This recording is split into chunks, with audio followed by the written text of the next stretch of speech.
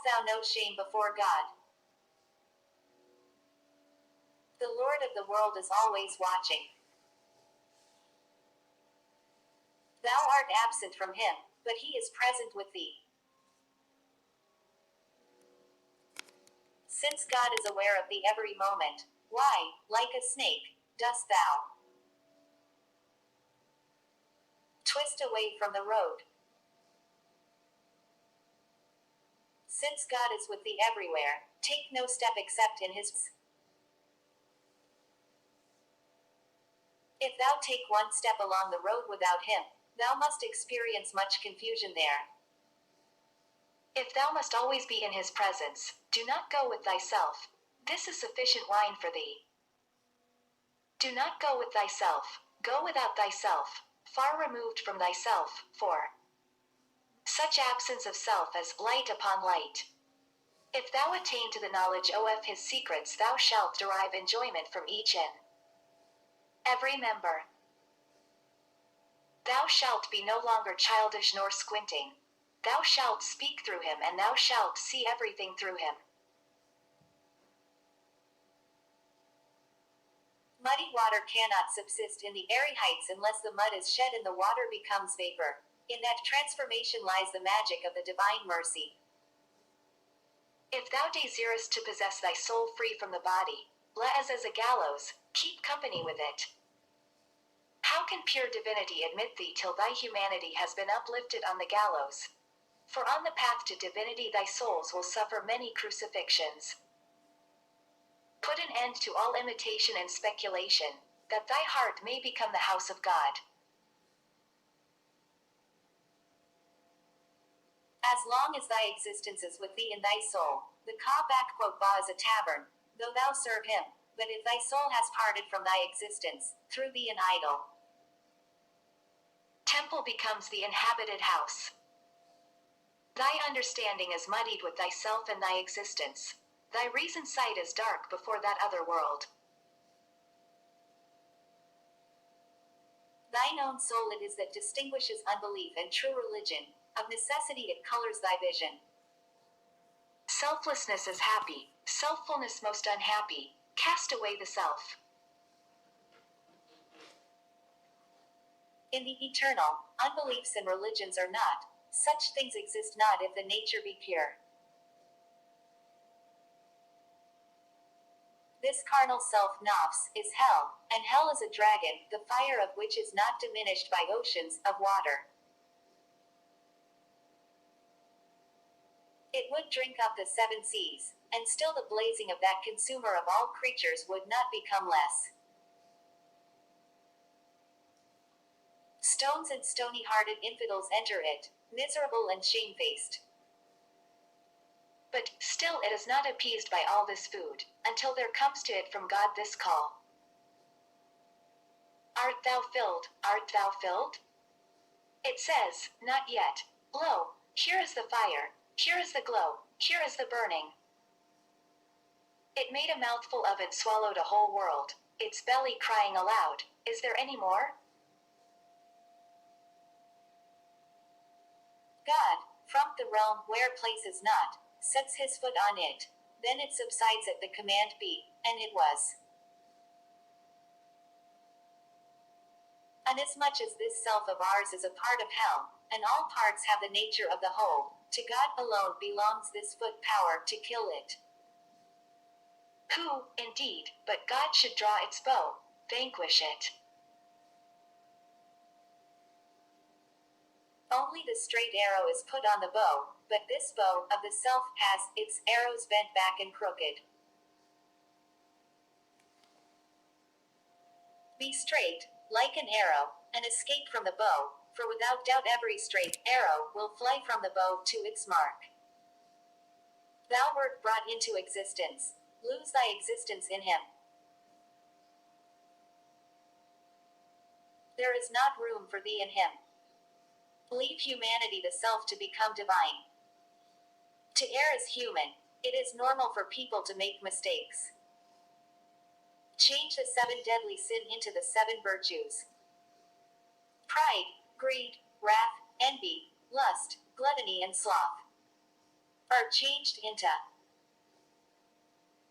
purity, temperance or self-restraint or forbearance, charity or generosity, diligence, patience, kindness, and humility or abasement or lowliness or humbleness.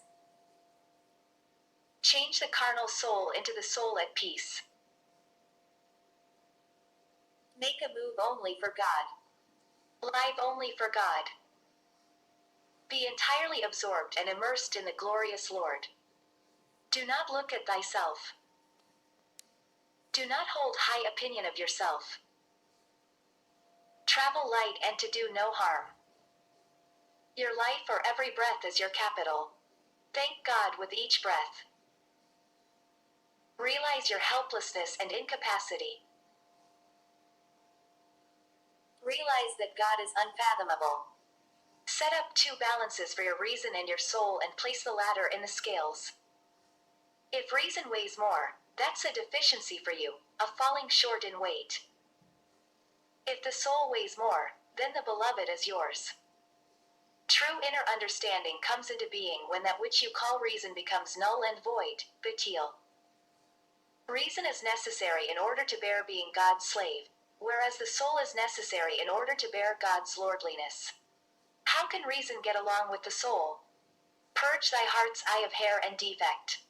Whoever hath the spirit purged of sensual desires will at once behold the presence in the holy porch. When Muhammad was purged of this fire and smoke, of human passions, wheresoever he turned his face, was the face of Allah. If thou travel the road, O road-seeing friend, regard everything as being the king's. Robes. For if thou knowest that the king has thousands of robes, thou wilt not find thyself in the throng of the restless. Do not be deceived, but know of a certainty, like a true man, that the king is always changing his robes. If the world is full of white and black, know that these are the king's robes.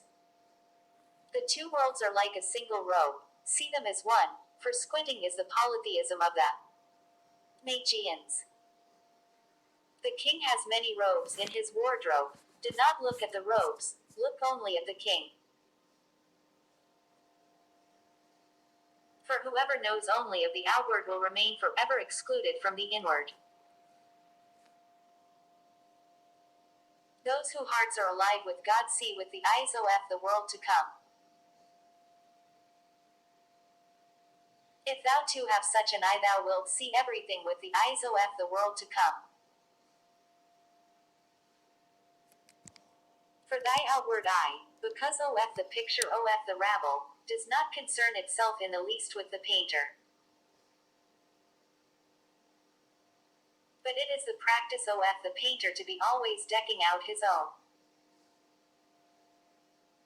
picture. Since his face has beauty without measure, his brightness is a veil to his beauty. For although the beauty of the sun is manifest, yet the very light of its face holds back the viewer. Though a whole world stand with drawn sword, yet those with eyes to see will find their way to the Sultan. What concern hast thou with swords and the soldiers? Give way. Look only at the king. Everything thou seest behind and before thou must pass it over and thyself too. In order that when the picture rises before thee the supreme painter may admit thee to his presence. Regard all that happen. The doer is God who is the causer. It is polytheism if you regard stomachache because spoiled food. It is polytheism if you regard whatever happened to you or someone else is because a cause and not because God who is the doer. The heart must both fear and long for God. The tongue must inquire after and fear the road to him. If this be thy practice, despite thy thou-ness, that thou fearest and enquirest always. Thy whole being will be occupied with this idea.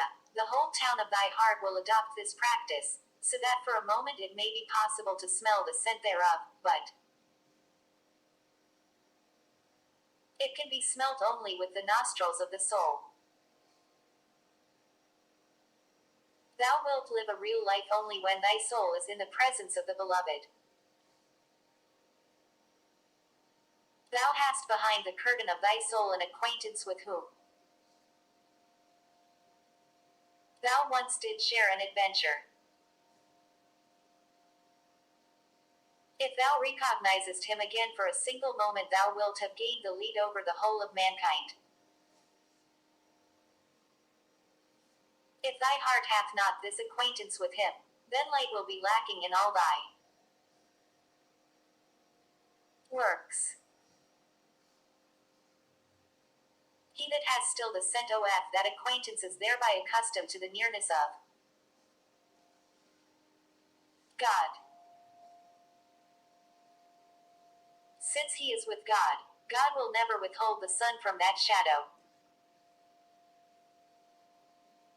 Whoever has not the eye for the Sultan cannot go to the Sultan. The ear of love listens only to the story of the one.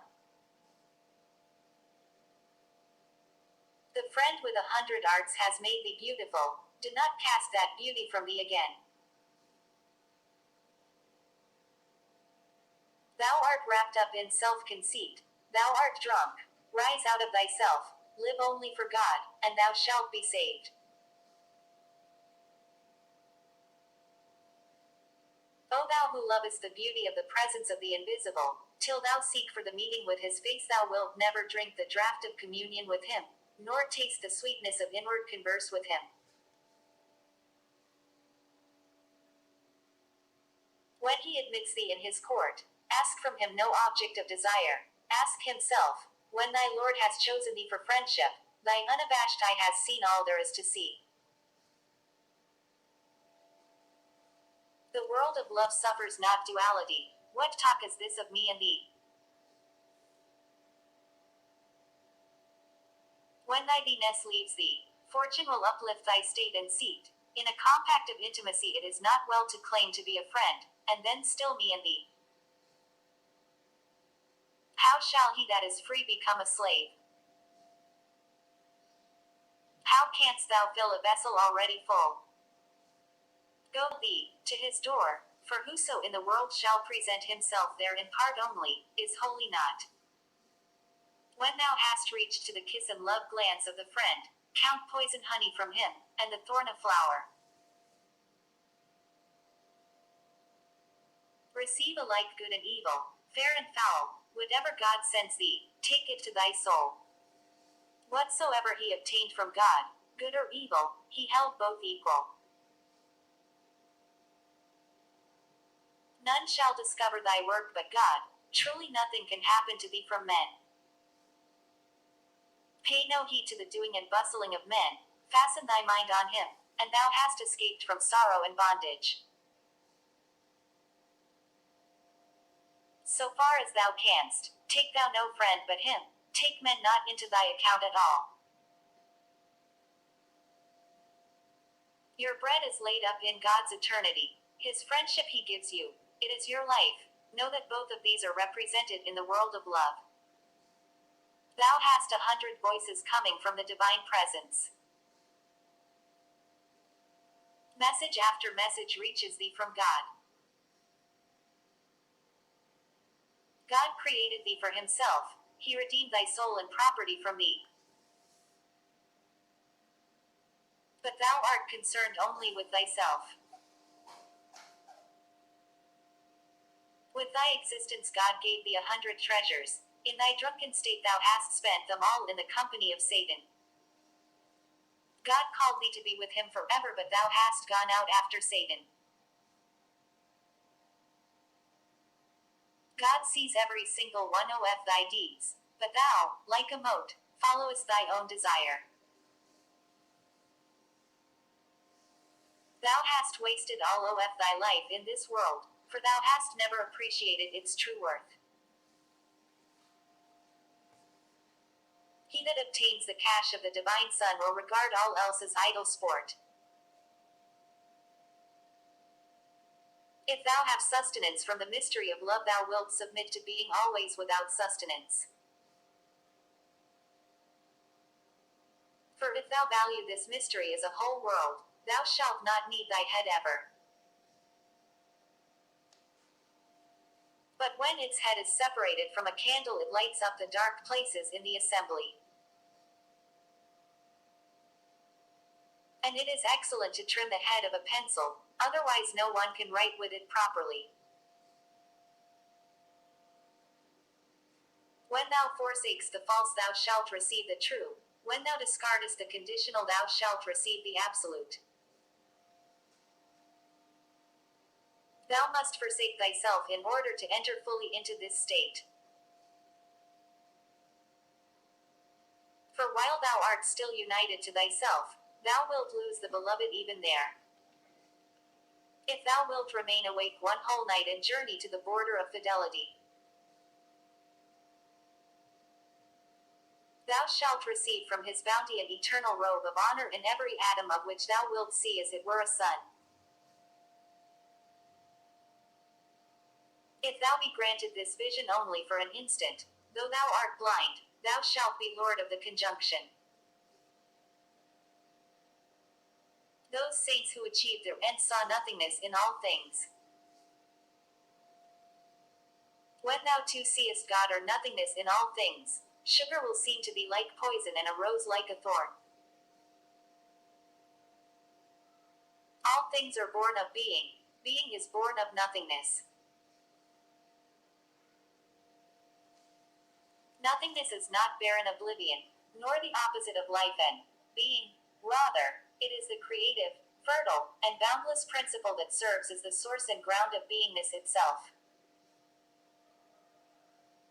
Empty and vast, nothingness is pregnant with limitless potential and fecundity. In theistic terms, nothingness is God. All existence is God or non-existent. God is said to be non-being, non-existent, not because God is lacking in being, but because God is beyond all beings.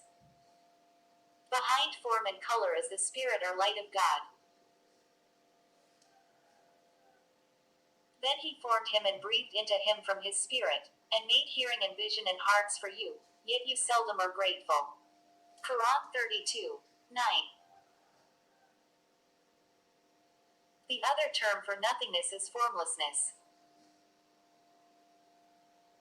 The giver of forms has no form. The forms come from formlessness and go back to it. The form came forth from formlessness and went back thither, for verily unto him are we returning. Quran 2:156. Form is brought into existence by the formless, just as smoke is produced by fire. Since these forms are the slaves of the formless, why, then, are they denying their benefactor? These forms have their existence from the formless. What means, then, their denial of him who brought them into existence? Know that the form of the walls and roof of every dwelling place is a reflection of the thought of the architect. Even though in the seat of his thought, there is no visible stone and wood and brick. Assuredly the absolute agent is formless, form is a tool in his hand. The robe of honor bestowed at the court of God is bestowed at the time of the dawn. The gate of paradise is opened at dawn, and it is then that his beauty is revealed to his lovers. Thou shouldst have joy only in him, otherwise grieve only for thy ill fortune. If for a while thou art joyful in him, thou shalt have the cash of a whole world of joy. Depart from hence to where there is no abode, bestride the barrique of love, for only the soul can bear the burden of love, but it must have the field of eternity. Wait constantly at this door, for the king may unexpectedly distinguish thee with his presence. The main thing is for thee to be present, and nothing else. Thou must be present, nothing else matters. If thou standest ready at the door, thou wilt be favored by the king's presence. He that is forever absorbed in God can never have knowledge of himself. But that is the true alchemy which travelers on the road call light of God. If it fall upon the body, that clay becomes a heart, and if it fall upon the heart, it becomes a pure soul. In deep thought of God, or by contemplating God, or by meditating on God and his words and actions, you will focus on God and unaware of yourself. God said, "Either thou art all or I am." Thou sittest facing thyself, cease facing thyself, and thou shalt be saved. My Lord, who is the friend of the friendless? I am friendless and distressed. I have thee to turn to. I have no one else, for thou only control my destiny. I cannot live without you. I am a captive of love. I have endured the pain and sorrow of love.